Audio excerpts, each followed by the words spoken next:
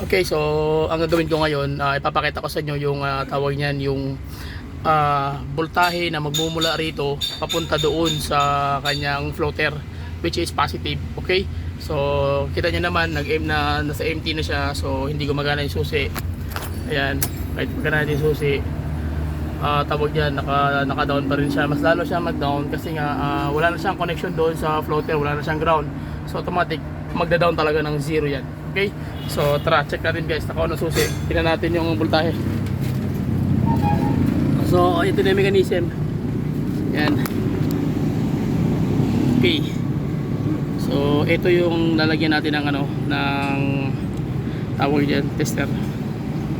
Wait lang, hirap na isang kamay.